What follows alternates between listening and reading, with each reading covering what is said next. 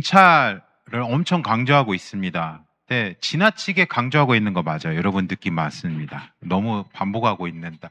왜냐하면 그렇게 중요해서 그렇습니다. 우리가 SBS 할 때 많은 분들이 해석에 많이 관심 갖거든요. 근데 여러분, 해석은 시간 많이 들인 해석은 실패한 해석일 가능성이 높아요. 고민을 많이 했다라는 거는 근거가 많이 지금 부족한 상태라는 거거든요. 관찰이 부족하기 때문에 그런 거예요.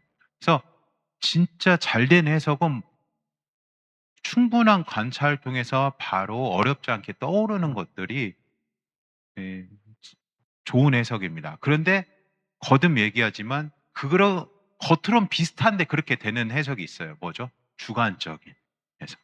선입견에 의한. 그게 아니라 관찰에 의해서 충분한 근거를 가지고 자연스럽게 떠오르는 해석일 때. 여러분들이 과제를 하실 때 관찰하고 해석하시잖아요. 근데 가장 안타까운 거는 아까도 제가 말씀드렸지만 큰 엿을 먹였다를 그거 문장만 보고 되게 고민하세요. 이게 좋은 의미인지 나쁜 의미인지 아무리 들여다봐도 답은 찾을 수 없어요. 그 주변 관찰을 계속 하셔서 이게 진짜 엿인지 은규가 엿을 좋아한 건지 준 게 진짜 엿인지 아닌지 단서들을 찾아내야 된다는 겁니다. 기납적 성경 연구에서 가장 중요한 것은 본문에서 정보를 모으는 것이며 이것이 땡땡이다. 뭘까요? 그렇죠. 관찰이다. 관찰은 성경 연구의 기초가 된다. 해석의 수준은 관찰의 수준을 뛰어넘을 수 없으므로 이 단계를 성급하게 서둘러서는 안 된다. 이 마지막 세 번째 것만 같이 한번 읽어볼까요? 시작. 해석의 수준은 관찰의 수준을 뛰어넘을 수 없으므로 이 단계를 성급하게 서둘러서는 안 된다. 감사합니다. 목소리가 갑자기 우렁차지신 거 아세요? 네? 당이 들어갔군요. 저는 잠이 오니까 이겨내려고 하는 건지 아니면 드디어 마지막 시간이니까 힘이 난 건지 했는데 수박이 있었네요. 이게 관찰이 제가 부족했습니다. 네. 다음에 본문을 잘 관찰하기 위해서는 우리는 질문을 해야 합니다. 그 질문은 뭐라고요? 본문에 무엇이 있는가? 이게 더 정확한 표현이라고 했어요. 그래서 본문에 따라 다음 질문에 대한 답을 찾아볼 수 있는데 저자는 누구이고, 그러니까 저자는 누구를 말하고 있고, 그러니까 누구에 대해서 쓰고 있고, 저자는 언제를 말하고 있고, 언제 썼는지를 말하는 게 아니에요. 저자는 어느 시간 관련된 걸 쓰고 있고, 장소에 관련된 걸 쓰고 있는지, 어떤 대상, 물체, 사건 뭘 쓰고 있는지, 또는 그걸 어떻게 쓰고 있는지, 교차 대꾸로 쓰고 있는지, 반의 대꾸로 쓰고 있는지, 동의 대꾸로 쓰고 있는지에 대해서 얘기하고 있는 것입니다. 주의해야 할 것은 관찰을 할 때 왜를 질문하지 않는 거예요. 우리는 되게 많이 하잖아요. 이걸 왜 썼어? 근데 관찰할 때는 제발 그 질문을 내려놓으셔야 돼요. 왜에 대해서 생각하는 순간 이제 관찰이 끝나버려요. 그 단계에서는. 그래서 항상 왜라는 질문은 해석에서 하셔야 된다. 영원히 하지 말라는 게 아니라 해석에서는 엄청 많이 하셔야 되는데 관찰에서는 하시면 안 된다. 그래서 이 관찰을 할 때 본문에 무엇이 있는지를 봐야 되는 게 관찰하는 건데 관찰을 많이 하시다 보면은 여러분 본문에 없는 것을 발견하는 것도 관찰이에요. 관찰을 많이 하시다 보잖아요. 어느 순간에 본문에 이게 있어야 되는데 왜 없지? 라는 관찰을 하실 때가 있어요. 그런 거가 뭐가 있을지 싶지만 이 상황 속에서는 저자가 이걸 해야 되는데 안 했네? 근데 이거는 수많은 현장 경험이 있을 때 나오는 거예요. 네. 이것의 우려는 한두 번 해보고 이게 없네? 이상하네 하고 하면 이제 엉뚱한 해석이 나오는 거고요. 그래서 성경 66권을 골고루 여러 번 경험 쌓다 보면은 당연히 있어야 되는 게 없을 때 저자가 어떤 의도로 했는지 파악하기 쉽다라는 겁니다. 사건 현장에서 여러분들 사건 현장 생각해 보세요. 변사체가 있는데 변사체가 독살이 아니라 보니까 둔기에 맞아서 피를 흘리면서 둔기에 의해서 피가 이렇게 쫙 흘려서 누워 있어요. 그런데 혈흔이 여기 벽 어디에도 없어요. 이 실화 안에. 노련한 수사관이 아니더라도 여러분들 이상한 점이 없으세요? 둔기에 맞아서 피를 많이 흘리고 있는 시체가 있는데 이 강의실 어디에도 혈흔이 없어요. 뭘 뜻할까요? 네. 혈흔이 없네가 이상한 그 관찰을. 흰 벽만 있는 거가 처음에는 그냥 관찰할 게 없네였지만 흰 벽이네가 관찰의 대상이 되기도 한다는 거죠.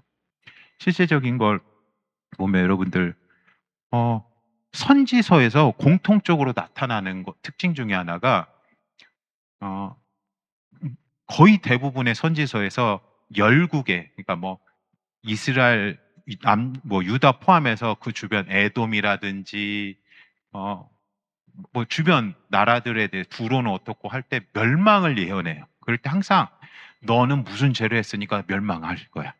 너는 무슨 죄를 범했으니까 멸망할 거야. 이게 공통된 패턴이에요. 이사야서에서 모든 선지서에 그런 부분이 있거든요. 구조적으로. 근데 이사야서에서 열국에 대해서 엄청 많이 그 어떤 선지서보다 일단 분량이 많잖아요. 우리 SBS 학생의 적인 책 중에 하나예요. 분량 근체. 네. 근데 이사야서 보면 그 많은 분량을 언급하는데 제가 이사야서를 재작년에 했고 올해 강의했고 했거든요. 근데 재작년에 할 때도 몰랐는데 올해 하면서 관찰한 거는 그 멸망 부분을 얘기하는데 멸망의 이유가 없어요. 그 많은 분량에서. 왜 그럴까요? 그것도 나중에 한번 이사야 보시면서 한번 찾아보시면은 그럴 수밖에 없는 이유가 있는 건 거죠. 흥미로움. 그리고 저자가 정말 이 이사야서의 특징을 강조하고 있구나. 이사야를 통해서 강조하는 바가 죄에 집중하고 있는 게 아니라 다른 데 집중하고 있다라는 것들. 그래서 이렇게 쓰는 게 맞는구나 하는 것들을 볼 수 있다라는 것이죠. 여러분들이 이제 이사야 할 때 여러분들의 과제로 얄밉게 저는 여기까지만 하고 남기고 가겠습니다. 스포 지금 했잖아요. 강사님은 안 다룰 수 있어요. 네. 네. 근데 이사야를 잘 본문을 보다 보면은 그게 그렇게 되구나. 근데 이걸 발견하는 것 자체가 되게 재밌죠. 이사야의 핵심 주제가 무엇인지를 생각해 보면은 그렇구나. 하나님은 그런 분이니까 하고 이해가 가실 수 있습니다. 다음에 관찰할 때는 관찰 언제 끝날지 모르겠네요. 똑같은 말. 관찰할 때 서두르지 말라. 더 이상 관찰할 것이 없을 것 같을지라도 본문을 계속해서 보라. 매번 읽을 때마다 더 많은 관찰 대상을 찾을 수 있을 것이다. 사실 성경 본문에 있는 모든 단어 문장이 관찰의 대상이다. 저자가 허투루 쓴 것은 없다. 이게 저는 계속 제일 강조하고 싶은 부분이에요. 저자가 허투루 쓴 거는 없다. 이 부분은 제가 이 것들을 만들 때 제가 오리지널로 만들어서 넣은 거예요. 경험에 의해서. 저는 예전에 글 쓸 때 보면은 되게 그냥 어떤 부분은 의미 없이 쓴 부분이 있지 않을까. 제가 글 쓸 때도 다 보면은 제가 막 전문적으로 글 쓰는 사람도 아니고 근데 쓸 일이 있어서 몇 번 쓰다 보면은 어떨 때는 그냥 중간 이어가려고 넣거나 그냥 깊게 생각 안 하고 쓸 때가 있거든요. 근데 여러분 고대 글쓰기 행위는 굉장히 일단 돈이 많이 들어가는 행위예요. 그 당시에는. 동물 가죽 아니면 파피루스 거기에다 귀한 염료를 가지고 잉크나 이런 거 가지고 써야 되는 상황이고 이게 대량 복사도 안 돼요. 다 손으로 해야 되잖아요. 그러니까 글 쓰는 것 자체가 엄청 돈이 많이 들어가는 또는 힘든 작업인데 그런 글을 쓸 때 고대 사람들이 허투루 쓴 건 단 하나도 없습니다.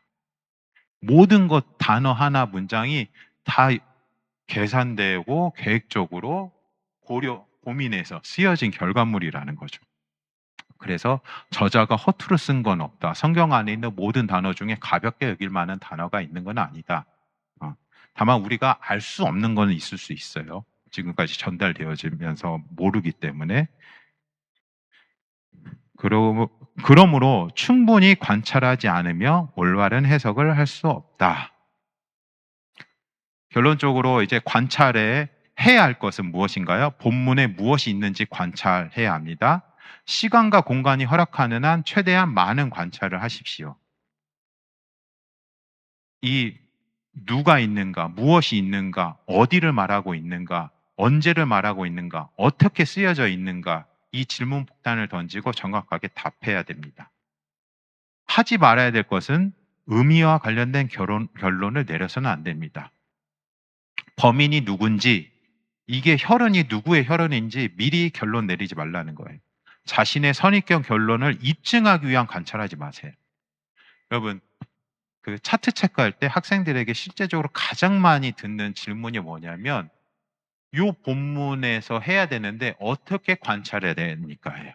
근데 이거를 조금 해보면 다 10중 8구가 아니라 10중 10은 다 이겁니다. 요거 본문 보니까 해석이 요거가 나와요. 근데 요 해석을 뒷받침하려면 관찰키를 뭘 써야 됩니까?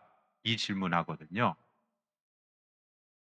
그게 말도 안 되는 질문이에요. 그건 연역적인 거예요. 귀납적 성경 연구에서는 그거에 대한 답은 없습니다. 그러니까 그 질문 자체는 하지를 마세요. 그 질문 나왔다라는 건 내가 이미 선을 넘었다. 귀납적 성경 연구의 선을 넘었다라는 것만 기억하시면 될 것 같아요. 그냥 그건 내려놓으셔야 돼요. 그 해석은. 그냥 관찰을 내가 지금 건너뛰었구나. 접근 태도가 지금 잘못되었구나. 이 해석을 입증하기 위한 관찰은 없다. 이렇게 기억하시면 될 것 같아요. 그리고 단지 과제를 하기 위해 공간을 채우는 연관성이 없는 관찰할 때가. 자신의 선입견 결론을 입증하기 위한 관찰은 SBS에서는 열이면 열 그냥 다 내려놓으셔야 되는 거예요. 포기하셔야 되는 건데 과제를 하기 위해서 공간을 채우기 위해서 연관성 없는 관찰하는 거는 가끔씩은 하셔도 유익은 있다. 왜냐하면 저 같은 사람은 저걸 했어야 됐거든요. 왜냐하면 저는 하나 꽂히면 그것만 본다고 했잖아요. 그러면 진도가 안 나가요. 근데 때로는 과제를 다 해내기 위해서 하다 보면은 익혀나가게 되거든요. 과정을 막 위해서. 그러니까 방법이 잘못된 게 아니라 방법은 그대로 가는데 하나에 머무르고 있는 것들을 때로는 전체 골고루 해보기 위해서는 필요하지만 그게 일상적이 되어서는 안 됩니다. 특별히 재정과 시간을 들여서 이 귀중한 주말이나 시간을 들이고 있는 여러분들이 저렇게 하시면 너무 아까워요. 네. 그리고 왜라는 질문은 하지 않기. 그래서 관찰할 때는 여러분들 예전에도 방법론 할 때 재밌었던 이런 것들 광고 보면서 하셨잖아요. 관찰할 때 중요한 것 중에 하나가 뭐냐면 이 순서가 바뀌면 안 돼요. 스토리가 달라지거든요. 그 다음에 표현할 때 여러분 이걸 뭐라고 표현하세요? 관찰할 때 흰머리가 검은 머리에게 인공호흡하고 있다. 인공호흡하는 건지 아닌지 몰라요. 여기 인공호흡이라고 쓰여 있지 않잖아요. 그냥 보이는 대로 흰머리가 검은 머리에 입을 벌리고 있다. 이 정도인 거예요. 또는 가까이 있다. 보는 걸 수도 있잖아요. 입 안에 뭐가 있는지. 아니면 입을 찍고 있는 중일 수도 있고. 근데 다음에 보니까 입을 대고 있어. 여기서 말하기 되게 조심스럽겠지만 뽀뽀를 하는 거예요. 어떻게 알아요? 근데 이 앞뒤를 통해서 우리가 알아가는 거예요. 각각을 관찰할 때는 그냥 입을 대고 있다. 이 정도로 관찰을 하는 거다. 관찰이라는 것은 굉장히 객관적인 것을 그대로. 그러니까 세례 요한이 목베임을 당했다. 죽었다 하면 안 되고 목베어 죽었다 하면 안 되고 목베었다. 어떨 경우에는 죽었다란 말을 저자가 일부러 안 한 걸 수도 있고 그랬거든요. 세례 요한 그 부분이 그렇다라는 게 아니라 있는 그대로 관찰하셔야 됩니다. 그리고 이제 관찰키를 하시게 돼요.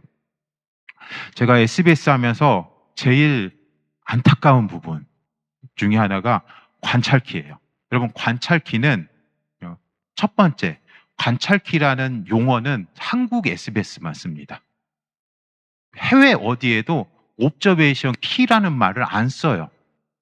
그냥 옵저베이션, 관찰이라고 해요. 그런데 중간에 관찰을 열어가는 열쇠다라는 표현이 있어요. 그걸 가지고 이제 관찰키라고 우리는 하는 것 같아요, 한국은. 관찰키가 근데 그렇게 표현하는 게 저는 한국적인 상황에서는 되게 용어적으로 괜찮다라는 생각이 있어요. 그러니까 저희도 많이 쓰겠죠. 근데 제주에서도 할 때 그냥 관찰이라고 영어로는 이렇게 하지 관찰 키, 옵저베이션 키라고 하진 않아요. 근데 우리도 쓸 땐 관찰 키라고 씁니다. 하지만 개념을 얘기해 주죠.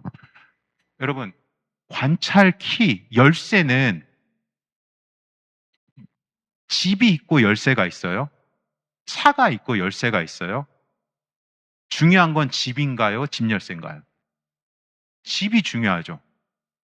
차가 있고 차 열쇠가 있어요. 중요한 거는 차죠. 근데 제가 어제 숙소에 들어가요. 번호 키죠? 그것도 키잖아요. 강사님, 숙소가 몇 동 몇 호에 있습니다. 하고 열쇠를 안 줘요. 그러면 저는 못 들어가죠. 빡치겠죠, 그러면은. 아무리 해줘도 거기가 집이라니까요? 하고 열쇠를 안 주면. 그러니까 본질은 집이지만 키가 없으면 본질은 못 들어가요. 관찰 키는 딱 그렇게 이해하셔야 돼요. 관찰 키는 관찰을 열어가는 열쇠예요. 본질적인 건 아니에요. 그런데 저게 없으면 못 들어가요, 본질에. 근데 이게 많이 익혀지면은 마치 예전에는 이 열쇠, 쇳대라고 했죠. 예전에. 네, 전라도 예전에 쇳대 가지고 했지만 지금 갈수록 번호로 했다가 지문으로 했다가 지금은 이제 핸드폰 들고 근처에 가면 열리거든요. 관찰키도 여러분들이 활용하는 게 그렇게 되는 거예요. 관찰키를 하는 거 또는 SBS를 하는 거 그리고 많은 교회 같은 데서 SBS 강의를 하게 될 때 특징적으로 보는 게 관찰키를 가지고 강의하는 걸 이제 특징적으로 많이 보거든요. 그게 우리의 특징이고 SBS의 중요한 특징이기는 하지만 SBS 본질은 아닙니다. 그래서 어떨 때는 관찰키를 가지고 강의하지 않으면은 뭔가 SBS 특징을 안 보여주는 것 같이 아쉬워할 때가 있어요. 그래서 요청할 때가 있어요. 관찰키 가지고 강의하는. 근데 그 오해를 줄 수 있거든요.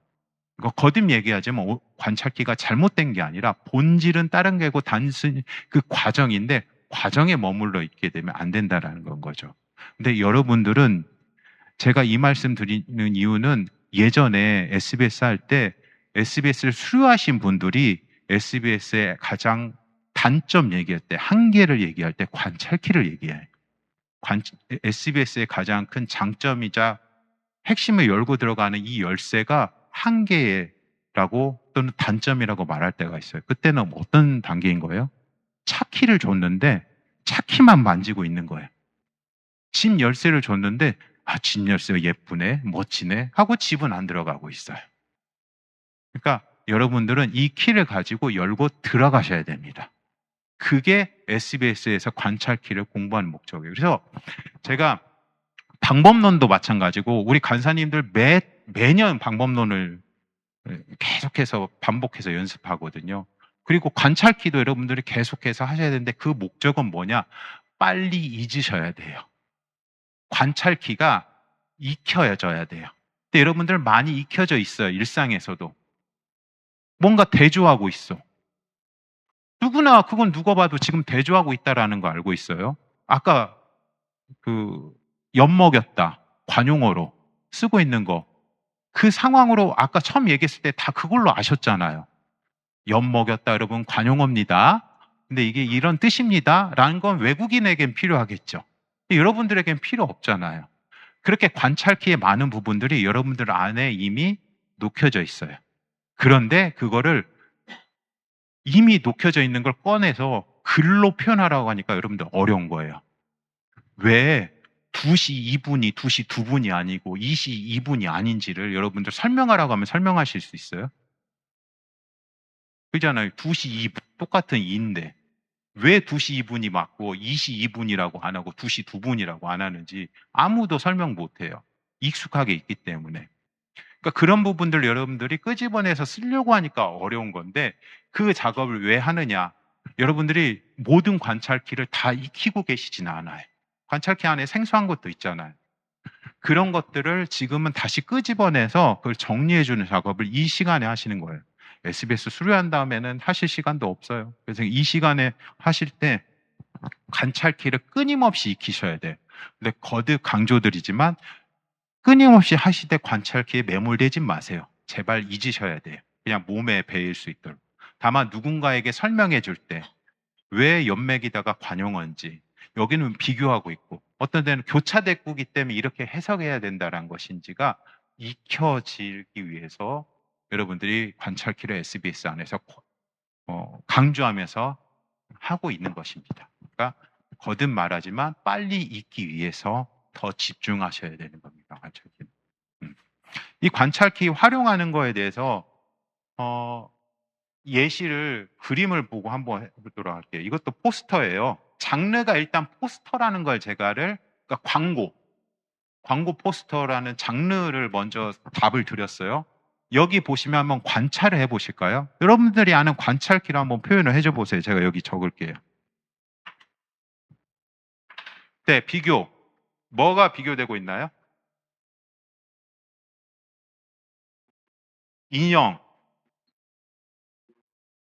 인형과 실물. 여기서 이제 우리가 정확하게 봤을 때는 그러니까 우리의 관찰기 여러분들의 정의로 봤었을 때는 비교가 아니라 대조하고 있죠. 애매하죠. 비교를 해도 그냥 비교를 할게요. 비교하고 있어요. 또 뭐 있을까요? 가격이 뭘 볼 수 있어요? 가격이 비교. 비교해서 어떻게 하고 있어요? 그죠? 뭐 한번 해봅시다. 사자일 경우에 35달러와 그 다음에 7달러 이렇게 있죠. 또 달러라는 거 어떻게 하세요? 이것도 정의 또는 단어 연구 뭘로 표현하실지 모르겠어요. 뭐 정의랑 예를 들면 정의라고는 관찰키로 한다고 해봅시다. 그러면 요게 무슨 의미인지를 봐야겠죠. 또 뭐가 있을까요? 네?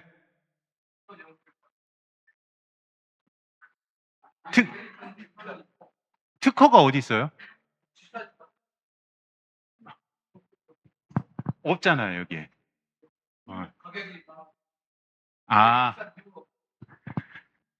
근데 그 이유라고 지금 표현을 하셨잖아요. 없는 거 가지고 하셨잖아요. 아니요, 가격이 뭘 말하는지 몰라요. 그냥 여기서 보여주는 거는 위에가 비싸고 밑에는 싸다라는 거예요. 근데 하나 보니까 여기서 음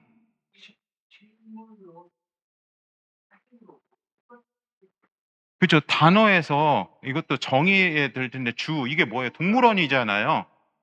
동물원이라는 거 알 수 있어요? 그리고 여기서 반복되죠. 반복해서 실물에 다 7달러로 돼 있어요. 뭘 또 알 수 있을까요? 근데 이렇게 봤었을 때 저것들 여러 가지 했잖아요. 저것들을 이제 섞어서 해석을 해보는 거예요. 그러면 보면은 반복된 거에 똑같은 가격인데 실물이 있고 밑에 주라고 돼 있어요. 동물원.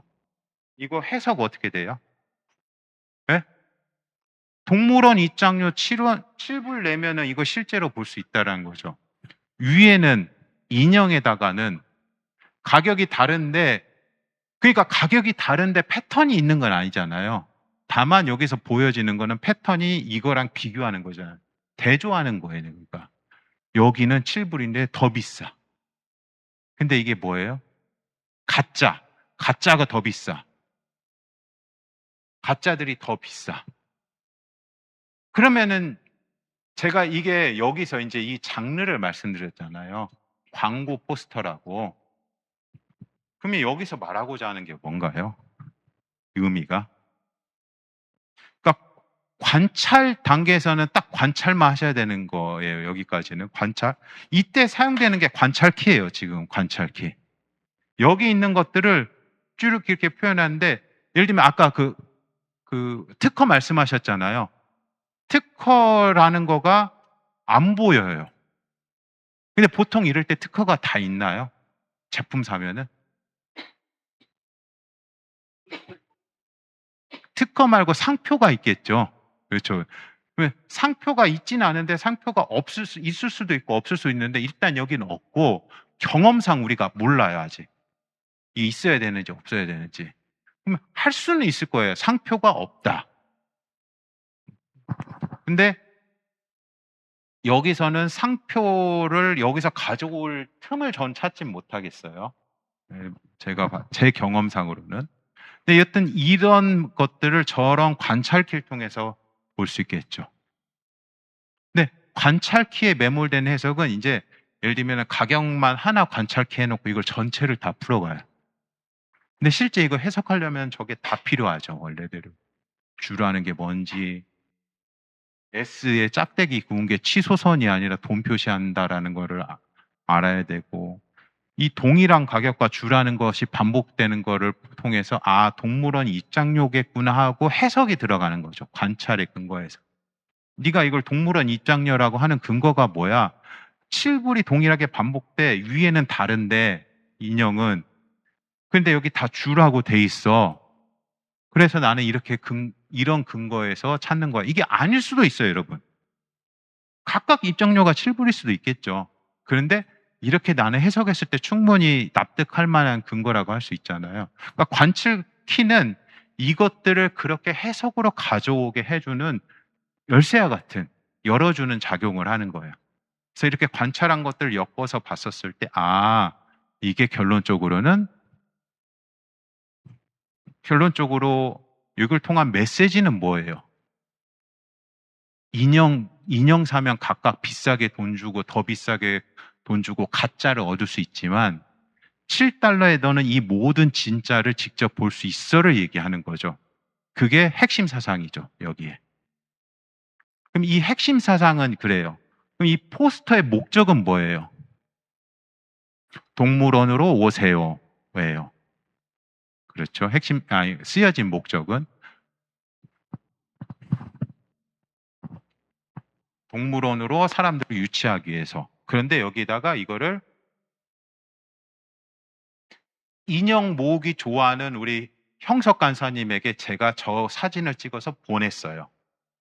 인형을 그렇게 모으더라고요, 형석 간사님이. 그때 제가 사진 찍어서 저걸 보냈어요. 이 상황이 추가되면은 쓰여진 이유가 뭔가요? 형석 간사님, 그만 정신 차리시고 이제 실제를 보세요. 이런 거가 되겠죠. 놀리는 거가 될 수도 있고. 둘이 관계가 안 좋아. 건수 제가 하나 잡은 거예요. 아, 내가 평소에 그렇게 그만 인형 좀 모으세요 했는데 오늘 띵 하고 저것만 딸랑 보냈어. 그러면 형석 간사님 보고 어떤 느낌? 열받겠죠. 이것이 나를 놀리는구나. 뭐 이런 식으로 상황이 되어지는데 여튼 공통적으로 제가 계속 해석이 달라질 수 있고 상황이 달라질 수 있는 거가 세팅이 어떻게 다니느냐에 따라 달라질 수 있다를 계속 반복적으로 보여드리는데 여기서 지금 핵심적으로 말씀드리고 싶은 거는 뭐냐? 관찰키가 무엇이냐? 여러분 여기서 관찰키 이렇게 한 게 중요한가요? 이렇게 한 것 자체가 중요는 하죠. 근데 여기서 머물러 있으면 아무 의미가 없어요. 이제 열쇠를 여러분 관찰키 하니까 열쇠가 아니라고 생각하세요. 그 키가 이 키가 아니잖아요. 열쇠잖아요. 열쇠의 역할은 뭐예요? 열었으면은 집어넣어야 돼. 이제 다시 주머니에. 그 다음 단계로 가야죠. 그러니까 관찰키는 SBS 방법론의 되게 중요한 특징이고 그게 없으면은 안 되는 거지만 그게 목적이 되어서는 안 된다. 열쇠는 여러분들이 열쇠가 근데 SBS의 제일 어려운 점은 열쇠가 한 개가 아니에요. 성경 본문에 있는 문이 엄청 많거든요. 요것만 해도 지금 열쇠를 몇 개를 썼어요, 여러분들. 근데 성경 66권에 있는 모든 것에 대해서 여러분들이 관찰을 하려면은 엄청 많아요. 그래서 여러분들 관찰키가 목록이 계속 제가 말씀드렸던 호놀룰루, 몬타나, 영국, 한국 다 달라요, 목록이. 관찰키 목록이 정해져 있지 않아요. 그거는 성경 본문을 해석하는 문학적 도구들 있죠. 저자들이 사용하는 그 모든 것이 사실은 관찰키, 관찰의 대상인 거예요. 그래서 여러분들이 관찰키가 궁금하시면은 사실 중요한 거는 그 관찰키를 SBS의 간사님들이 여러분들에게 또는 강사님들이 전달하는 거는 어느 한 부분만 가지고 강조하는 거예요. 그래서 저희 학생들에게도 얘기해요. 강의니까 처음에 한 번은 전달했는데 그것 갖고는 여러분은 절대 아실 수 없습니다. 지금 십몇 년 한 저에게도 모든 관찰기 다 물어보시면은 잘 모르겠는 게 많아요. 근데 이걸 어떻게 익혀가야 되냐? 그 관찰키에 대해서 여러분들이 쓴 것만 쓰셔도 안 되고 평소에 모르는 것들을 요즘 너무나 좋은 거 AI를 이용해서 한번 이 관찰키와 이 관찰키 차이가 뭐야? 이건 뭐야? 이렇게 하면서 익혀 가셔야 돼요. 거듭 말씀드리지만 그렇게 해야 되는 이유는 뭐라고요? 빨리 잊어버리려고. 근데 그걸 안 쓰면 안 잊어버려요. 네. 그래서 계속 매이게 되는데 계속 매이지 마시라. 관찰키. 그러기 위해서 지금은 SBS 기간에는 많이 집중을 하셔야 된다. 추가적으로. 심심하면은, 여러분들 그러잖아요. 심심할 때 성경 말씀 보고 그러시잖아요. 그럴 시간에 조금만 빼서 관찰기도 한 번씩 SBS 하니까 검색해서 한 번씩 보시면 좋을 거예요. 분위기 관찰기를 다들 이거 뭐냐고 하세요. 분위기. 너 참 잘한다. 이게 분위기 관찰기가 정말 필요해요.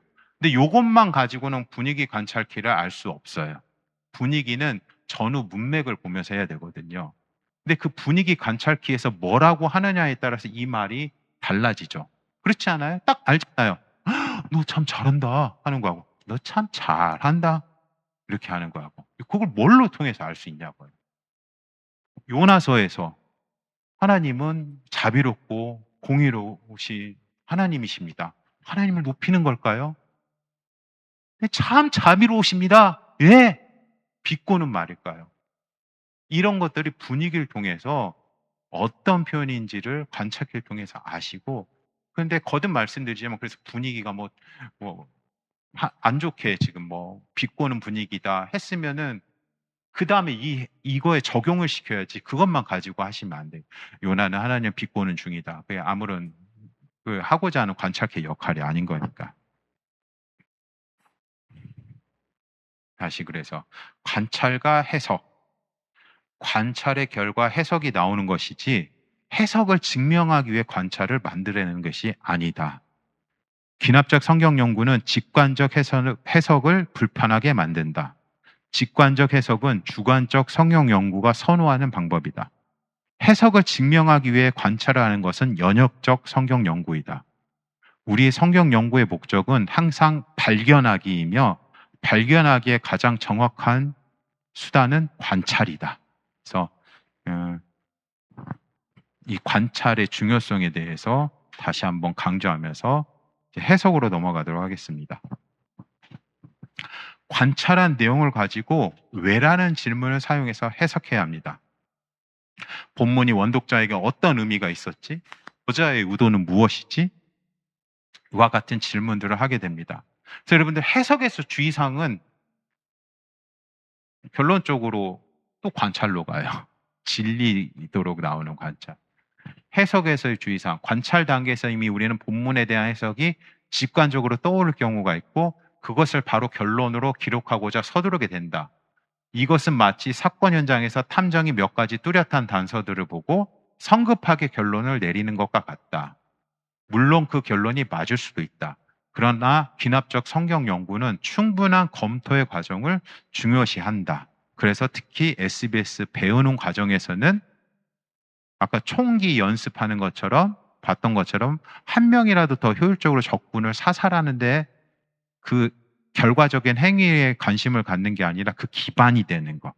어떤 상태에서도 총구를 정확하게 겨냥해서 적을 향해서 쏠 수 있도록 흔들리지 않도록 하는 그것을 몸에 익히는데 관심이 있는 거가 우리 학교라는 겁니다. 그래서 나른하는 오후 영상 하나 보면서 보도록 하죠. 얼마나 관찰이 좋은지. 혹시 맨인 블랙 아세요? 맨인 블랙 1의 한 부분입니다. 외계인이 나오는 건데 그 외계인들을 관리하는 특수 비밀 부서에 윌 스미스가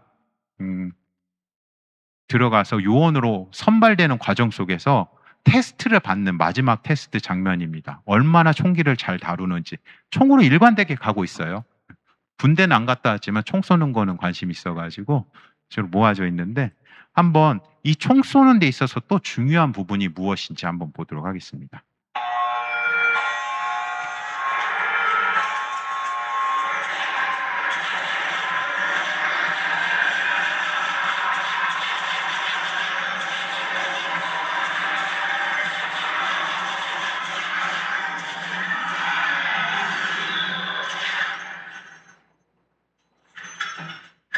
Edward, what the hell happened?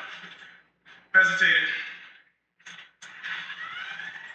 May I ask why you felt little Tiffany deserved to die? Well, she was the only one that actually seemed dangerous at the time, sir. How'd you come to that conclusion? Well, first I was going to pop this guy hanging from the street light, and then I realized, he's just working out. 인지 이해가 되시나요? 결과적으로 다른 사람들 다 떨어지고 윌 스미스만 요원으로 선발되어지게 되죠. 근데 한번 그 과정 다시 기억해 보실까요? 딱 준비하고 있는데 문이 열리고 나서 막 불빛이 번쩍번쩍 있는데 다른 사람들이 바로 했던 게 뭐예요?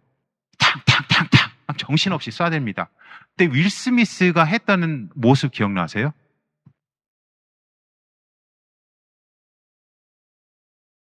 이제 총 다 끝났어요? 어때요? 설명 들어보니까 아시겠죠? 어떤 것인지. 다른 사람들은 선입견에 의해서 본능적으로 그냥 바로 반사적으로 괴물이니까 무조건 총을 쏴댔어요. 그게 우리가 바로 성경 볼 때 바로 떠오르는 대로 하고 과제하기 위해서 지금 테스트니까 빨리 총 잘 쏴야겠지 하고 막 빨리 총 쏘는 게 바로 그런 겁니다. 그런데 SBS에서 권하는 거는 윌 스미스처럼 최대한 늦게까지 관찰하라는 거예요. 그렇게. 주변에서 뭐하냐 이래요. 느린 것 같고. 그런데 결론적으로 가장 정확하게 증거들, 윌 스미스가 말한 그 과정이 있죠. 그게 관찰키로 정리한 거예요. 휴지 들고 있었다, 단지. 운동하고 있었다. 근데 여자가 들고 있는 거는 퀀텀, 양자 물리학 책이다. 물론 여러분 지금 시대에는 그게 안 이상해요. 우리 딸들 앤트맨 앤 와스프 이런 게 빠져 있어가지고 양자 물리학 나오잖아요. 그러니까 지금이라면 안 그런데 저 시대 때는 안 그랬잖아요. 저 영화가 나왔을 때. 그 어린애인데 양자 물리학 책을 뜨고 그런 괴물들이 있는데 태어나게 있다. 그게 이상해서 거기다가 탁 마지막에 해석을 한 거죠. 저게 이상한 거다라고 해석을 하고 거기다가 총을 쏘는 거. 그게 SBS에서 해야 되는 해석입니다. 그게 정확한 해석이 되어지는 거죠.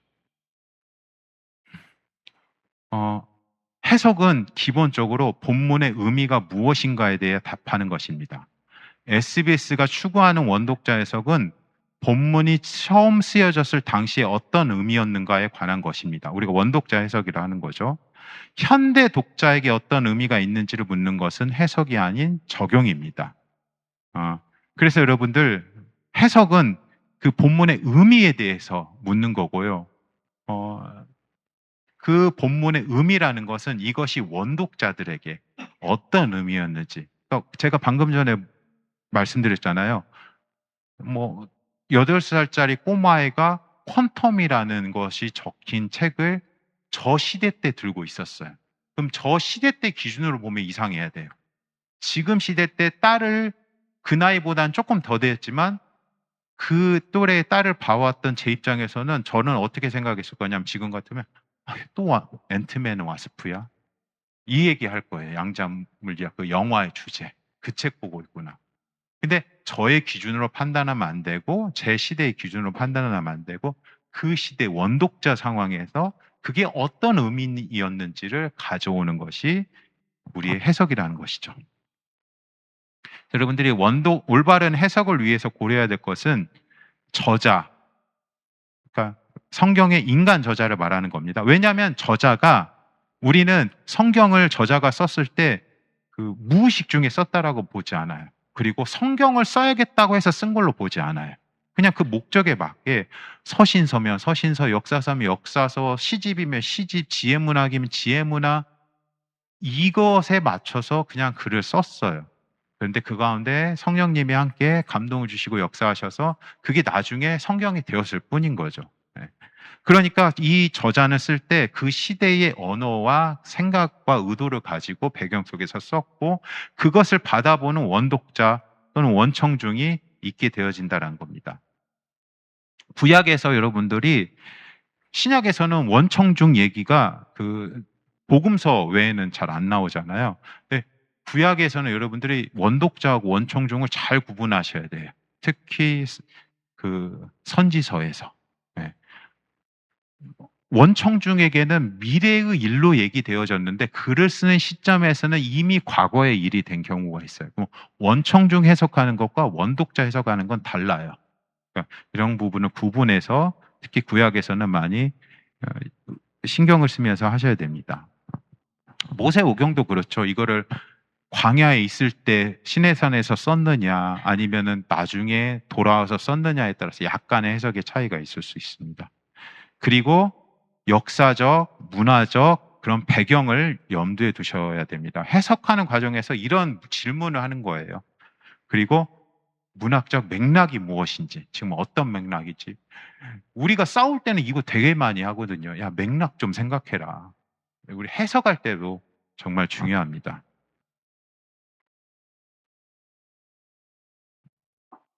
그래서 해석을 하는데, 질문을 하는데, 여러분들 참고를 한번 거기 나눠드렸잖아요. 저희가 계속 봤었을 때 단계별로 하는 질문을 했어요. 뭐냐면 해석할 때 구절의 의미를 파악하는 질문을 해보시라는 거예요. 이 구절이 원독자에게 이건 이때 의미는 단순한 뜻을 말하는 거예요. 그러니까 아까 엿먹이라는 거가 이런 표현을 통해서 이것이 뭔가 안 좋은 일을 가했다라는 의미라는 것을 발견하는 건 거죠.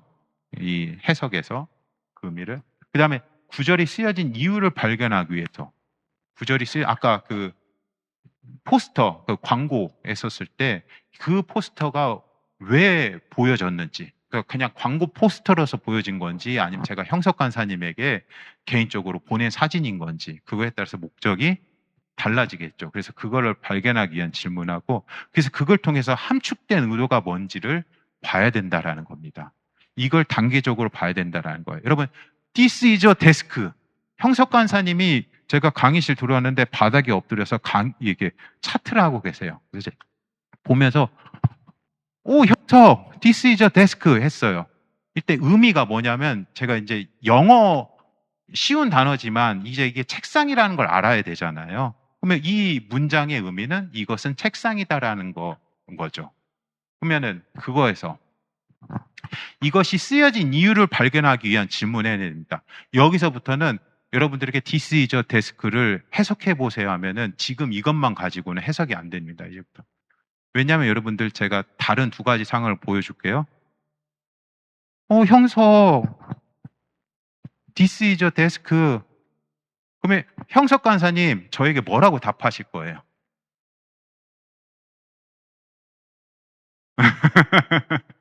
제가 학생들에게 물어보면 이렇게 답해요.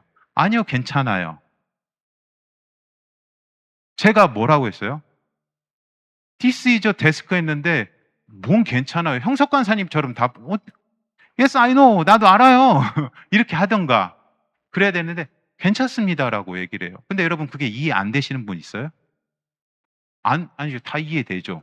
왜냐하면 거기서 말하는 거 앉으라는 걸 그렇게 하는 거니까. 그런데 반대로 해볼까요? 제가 형석 간사님하고 관계가 원래 안 좋고 잘 놀려요. 네. 형석, this is a desk. 이거 어떤 상황이에요? 그럴 때 여러분들이랑 뭐라고 대답할 거예요? 알아, 임마. 나 그냥 바닥에서 하고 싶어서 하는 거야. 또는 그만 좀 놀려. 이렇게 되겠죠. 그러니까 이게 너무나 쉬운 하나의 단어인데 그것이 쓰여진 이유에 따라서 뭘로 세팅하느냐, 그 발견하느냐에 따라서 거기에 함축된 의도가 달라지게 됩니다. 배경, 뭐 이런 것들. 그래서 이런 단계를 통해서 여러분들이 원독자에게 의미하는 바가 무엇인지를 찾아가는 것들을 좀 해볼 수 있다는 겁니다. 그래서 해석의 기초는 다시 나오지만 관찰입니다. 해석은 관찰이란 기초 위에 세워집니다. 제가 앞에서 말한 모든 부분이 다 본문의 관찰 통해서 형석과 나의 관계가 어떤지, 둘 평상시에 어떤지, 분위기, 이 말하는 분위기가 상냥한 건지, 놀리는 톤인지, 이런 것들이 다 관찰이 되어져야 된다는 거예요. 그래서 충분한 관찰, 더 좋은, 이 좋은이라는 건 기가 막힌을 뜻하는 게 아니라 더 올바르고 정확한 해석을 가져옵니다. 그래서 여러분, 더 좋은 해석은 나의 심금을 울리는 게 아니라 정확한 본문이 원래 말하고자 하는 것, 말하는 게 좋은 해석입니다. 해석은 위 관찰에 기반해서 본문이 처음 쓰여졌을 당시에 무엇을 의미했는가, 또는 원독자들에게 본문을 왜 말했는가를 묻는 것이고요. 해석은 본문이 저자와 원독자에게 어떤 의미가 있었는지를 발견하는 시작점입니다. 어떤 의미가. 그러니까 여러분, 원독자 해석은 하나의 뭐라 그럴까요?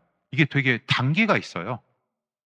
의미 발견하고 이유 발견하고 그게 어떤 의미였는지를 발견해 나가는 거라고 했잖아요. 대표적으로 그냥 크게 분류해서 3단계로 앞서서 제가 보여드린 건데, 해석은 요약부터가 해석의 시작입니다. 요약부터가 해석의 시작인데, 이것부터 해서 되게 깊이 가서 이 깊이 있는 This is a desk가 여기 책상이 있어요라는 의미를 해석하는 것부터 시작해서 형석을 놀리고 있다, 형석에게 자리를 권하고 있다, 이것 그 의미까지 찾아가는 거가 해석의 스펙트럼이 굉장히 넓습니다. 네. 그래서 여러분들, 해석의 기초는 이 모든 것들이 해석의 단계에서 이 역사적 문화적 배경에 대한 BRI죠. BRI도 관찰을 통해서 나오거든요.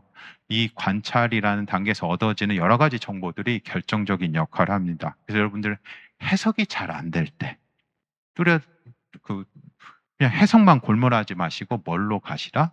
다시 관찰로 돌아가시라. 네. 그러면서 이제 적용은 이런 것들이 있죠. 이제 다니엘은 사자굴 한가운데서 잠을 잤고 예수님은 폭풍 속에서도 잠을 청하셨어요. 이게 무슨 말인지 알아요? 이게 진실로 말하는 것은 내 인생의 고난과 역경이 닥칠 때 내가 해야 할 일은 낮잠 한 사발이 때리는 것입니다. 명쾌하고 심금을 울리지 않나요, 여러분들?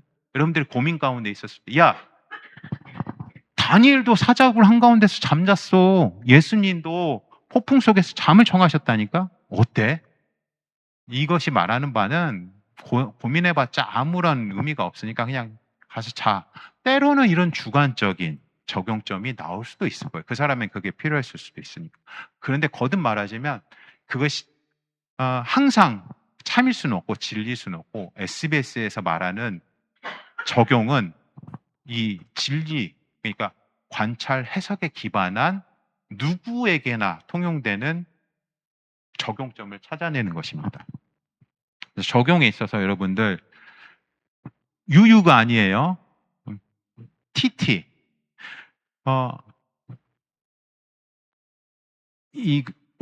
이제 그 수직 차트 안에서는 이 영진과 적용이라고 되어지는데, 이 SCR은 현대 독자에게 의미하는 바의 약자예요. 어느 페이지인가에 그 나와 있을 거예요. 그러니까 영진에서 현대 독자에게 의미하는 적용점을 찾아내는 게 수직 안에서 하는 적용입니다. 그래서 여러분, 영진부터는 적용의 시작이에요. 그러면 적용은 항상 적용점이 있어야죠. 네, 그거를 기억해 두시면 좋을 것 같아요. 그래서 관찰과 해석에 기반한 적용입니다. 그게 이제 적용 단계의 시작점이고요. 귀납적 성경 연구의 적용은 귀납적 성경 연구의 핵심적인 세 가지 중에 마지막 결론 단계이다. 그러니까 여기까지 세 가지 잘못이 있는데 셋 다 따로 하는 것도 오류고요. 관찰과 해석을 했는데 거기서 멈춰도 귀납적 성경 연구가 실패한 거고요. 관찰과 해석 없이 적용만 한 것도 귀납적 성경 연구가 아닌 거예요. 이 세 개가 유기적으로 연결되어 있는 것이 귀납적 성경 연구입니다. 관찰과 해석으로부터 영원한 진리가 무엇인지를 뽑아내셔야 되는데, 여러분, 영원한 진리라는 말을 정하고 타임리스 트루스, TT로 만든 게 아니라 타임리스 트루스를 번역한 거예요. 제가 이 얘기를 굳이 하는 이유는 어감이 조금 달라서 그래요. 영진에 대해서 영원한 진리는 시대나 지역과 상관없이 뭐예요? 타임리스죠. 시간이 없다라는, 상관이 없다라는 거예요. 항상 트루스. 예전에 유명한 프로 중에 트루 오어 페이를 아세요? 참 거짓. 여긴 진리 이런 차원이 아니라 그냥 참이라는 거예요. 결국 같은 거지만 트루 오어 페이를 생각하시면 돼요. 참 거짓 중에 항상 참이라는 거예요. 언제나 항상 옳은 명제를 말하는 게 영원한 진리입니다. 그래서 이 영원한 진리는 시대에 상관없이 또는 문화와 상관없이, 그래서 여러분들에게 상징적으로 보여드리는 게 정글에서 사는 부족민과 뉴욕에 사는 비즈니스 모두에게 참인 것인가를 검토해 보라는 겁니다. 이 두 부류의 사람에게 똑같이 얘기를 했을 때 다 적용되었을 때 그게 영진이 될 수 있다는 거예요. 심지어 이 둘이 여기는 1000년 전 사람이야, 저쪽은 현대 사람이야 해도 그 동일한 문장이 동일한 의미를 갖고 있을 때 그게 영진이에요. 근데 둘이 못 알아먹어, 한 명은. 그러면 그건 영진이 아닌 거예요.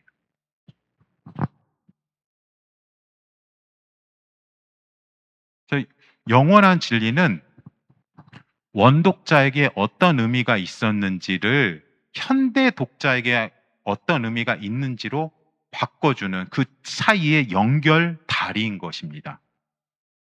그리고 영진은 적용의 시작입니다. 단순히 진리가 무엇인지 기술하는 것이 아닙니다. 그래서 여러분들, 한국에서 영진, SBS 할 때 가장 오류에 빠진 게 영진이에요. 진리 어떤 느낌이세요? 뭔가 높은 말, 거룩한 말들만 진리인 것 같잖아요. 특히 성경에서 할 때. 근데 진리라는, 제가 만약에 번역하라고 했으면은 진리란 말을 의도적으로 뺐을 것 같아요. 왜냐면 우리들이 쓰다 보니까 너무 그 단어에 다른 인상을 가져와요. 그래서 여러분들, 하나님은 빛이시다. 어때요? 진리, 우리가 흔히 말하는 진리거든요. 그런데 영진은 아니에요. 영원한 진리는 적용의 시작이라고 했잖아요. 하나님은 빛이시다라는 부분에 있어서 만약 거룩하심에 대해서 얘기한다면, 그러니까 여러분 바꾸게, 하나님은 거룩하시다. 진리죠. 영진은 아니에요. 영진은 하나님이 거룩하시니 그의 백성인 우리도 거룩해야 된다. 이게 영진이에요. 항상 적용점이 있어야 돼요. 그리고 모든 시대 사람에게 동일한 의미를 가져야 돼요. 그게 영진인 거죠. 그래서 영진은 멋들어진 진리의 말씀을 하는 게 아니라 일상 가운데서 우리가 실제 적용할 수 있는, 그다음에 우리 항상 청결해야 된다. 그것도 영진이 될 수 있어요. 우리는 청결해야 됩니다. 우리는 이웃을 도와야 됩니다. 그게 영진이에요.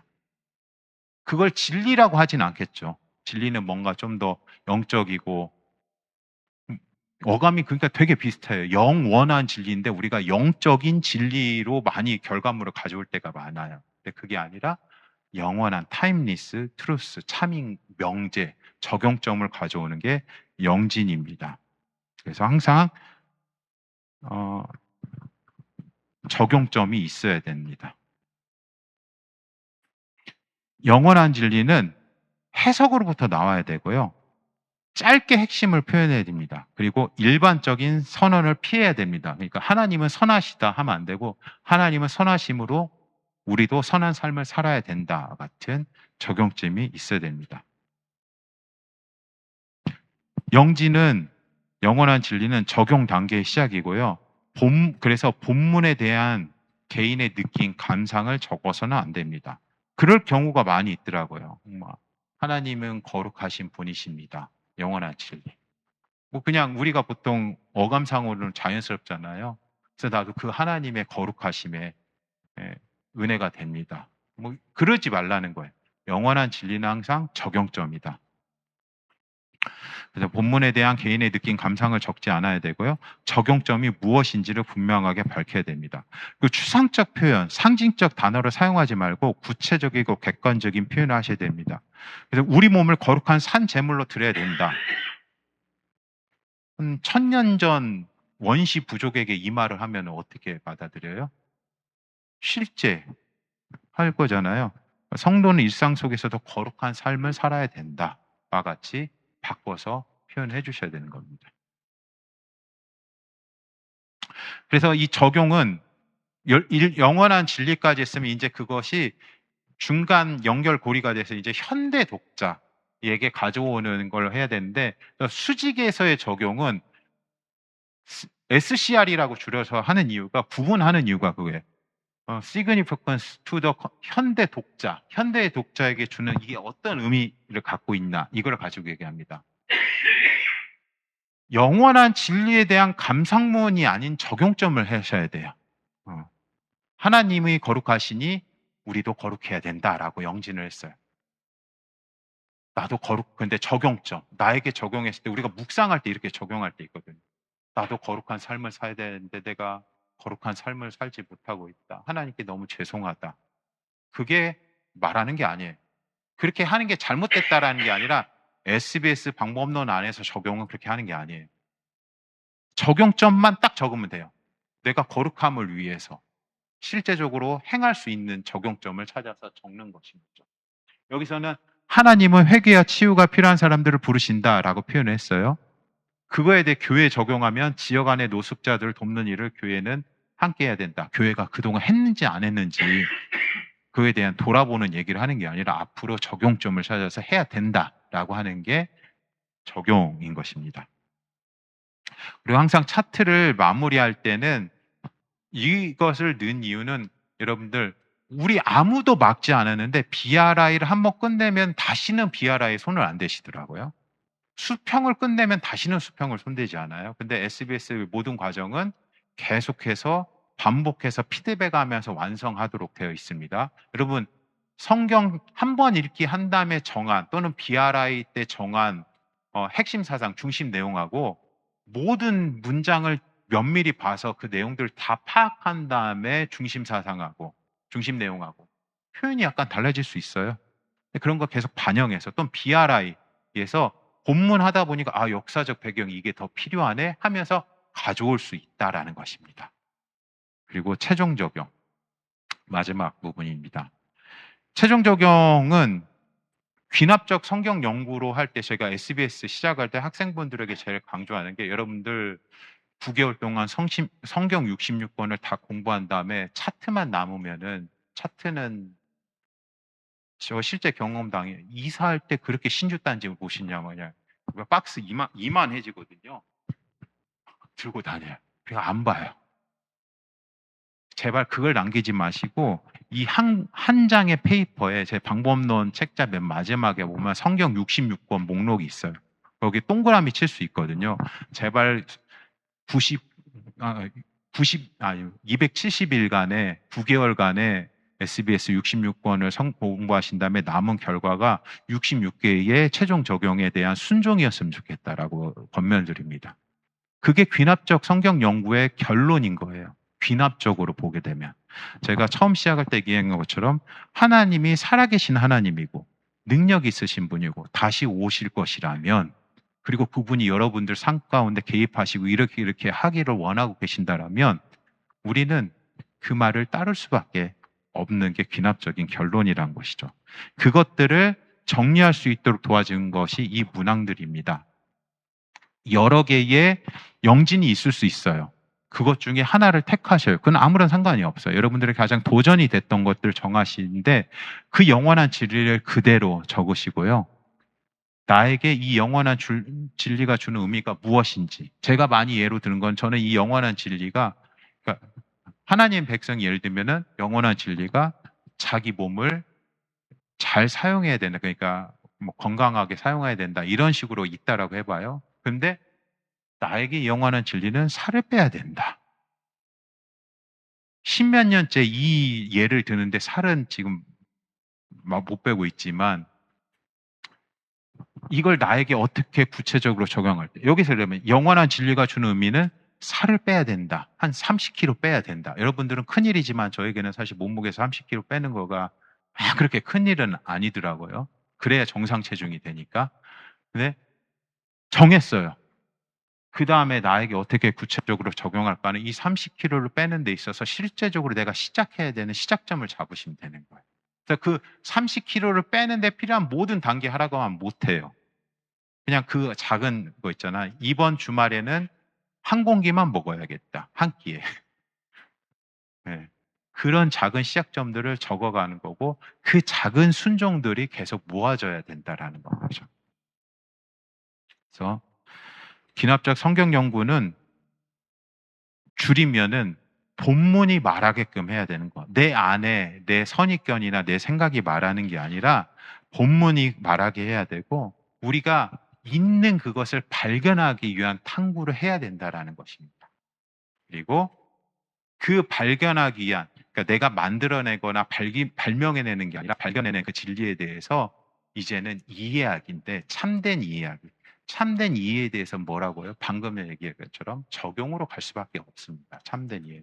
그래서 말씀은 기도로 시작하고 읽음으로써 관찰을 시작했다라면 결국은 그 종말에는 귀납적으로 논리적으로는 우리의 순종의 열매가 쌓여가야 된다. 그게 아니라면은 뭔가 내가 지금 귀납적으로 또는 하나님의 말씀에 대해서 올바르게 적용하지 못하고 있다라고 결론 내릴 수 있을 것 같습니다.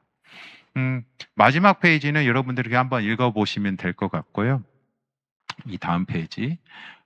여기서 마무리하도록 하겠습니다. 방법론을 이 시간 동안 나눴는데 여러분들이 이 기간 안에 다시 한번 말씀드리지만 이제 구약 신청을 또 하셔야 되는 과정 속에 있는 건 거죠. 네. 일생에 이런 기회가 다시 없을 수 있습니다. 목포에서 계속 있었던 것도 아니고 신약했었고 이렇게 하는 기간 동안에 여러분들 정말 중요한 소중한 시간이니까 구약 과정에서도 잘 지원하셔서 과정을 잘 밟아가시면 좋을 것 같고 SBS 하는 기간 동안에 계속 학교에서 정한 그런 스케줄과 규정들 안에서 불편하더라도 뭔가 안 맞더라도 분명히 있어요. 안 맞는 게 있더라도 의심하지 마시고 신뢰하시고 끝까지 이 과정에 또 잘 참여해 주신다라면은 그 안에서 얻는 것들이 분명히 많을 거라고 생각됩니다. 제가 기도하고 마치도록 하겠습니다. 하나님 감사합니다. 오늘 하루를 통해서 또 방법론에 대해서 SBS 방법론에 대해서 점검해보고 다시 되돌려봤습니다. 하나님 여기 계신 모든 분들 가운데 함께해 주시되 우리가 하나님 말씀을 볼 때마다 무엇보다 하나님 원하는 것은 그 말씀 볼 때마다 우리 안에 하나님 말씀을 보는 기쁨이 넘쳐나길 원합니다. 이 말씀이 얼마나 능력 있고 이 말씀이 얼마나 나를 살아나게 하는지를 경험하고 맛보는 여기 있는 모든 분들이 되어질 수 있도록 하나님 함께하여 주시옵소서. 말씀을 볼 때마다 우리가 하나님에 대해서 아는 것이 아니라 하나님의 본체를 만나고 경험하고 우리 삶 가운데 말씀을 통해서 느끼는 감각하는 여기 있는 모든 분들이 되어지기 원합니다. 그런 과정, 그런 학교, 여기 있는 모든 학생 간사님들이 되어질 수 있도록 하나님 함께하여 주시옵소서. 예수님 이름으로 기도합니다. 아멘.